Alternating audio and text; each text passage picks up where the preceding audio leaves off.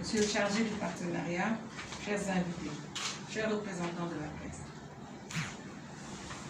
J'ai l'énorme plaisir de vous accueillir aujourd'hui, ici au siège du Haut Conseil du dialogue social, Monsieur le directeur général, vous et la délégation qui vous accompagne pour la signature de cette convention de partenariat qui marque une étape importante dans nos relations.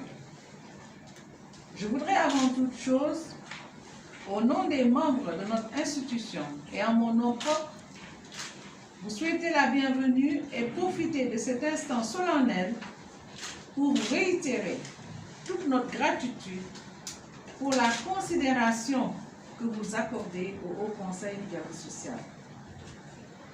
Monsieur le directeur général, chers partenaires de l'ONF, la cérémonie qui nous réunit ce matin est l'aboutissement d'un long processus de collaboration entre nos deux institutions.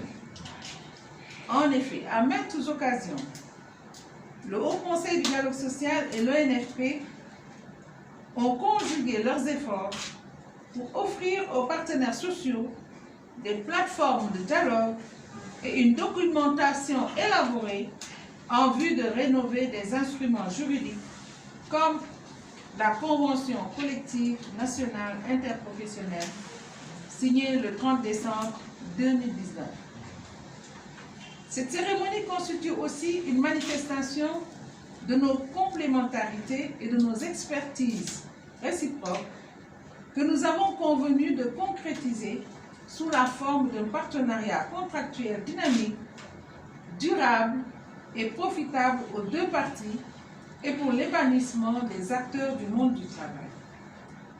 Monsieur le directeur général, chers conseillers, la présente convention que nous nous apprêtons à signer aujourd'hui vise la réalisation d'études et d'enquêtes portant sur des problématiques actuelles et futures d'intérêt commun pour les mandants tripartites, à savoir le renforcement des capacités de ces derniers en dialogue social et en négociation collective, et surtout la rénovation des cadres conventionnels des relations professionnelles. La réactualisation et la conclusion de conventions collectives sont aujourd'hui d'une brûlante acuité. Plusieurs secteurs d'activité porteurs n'en disposent pas. Et quand ces conventions existent, leurs dispositions ainsi que leurs annexes sont souvent obsolètes. Voilà, Monsieur le directeur général, un vaste chantier qui devra nous mobiliser ainsi que les mandants tripartites. La paix sociale, vous l'avez dit, est également cette mission confiée à l'institution et que nous efforçons, en dépit de quelques soubresauts, de stabiliser en tout cas. Merci pour les propos tenus. Nous allons avec nos conseillers redoubler d'efforts dans le sens d'asseoir une paix sociale durable au Sénégal.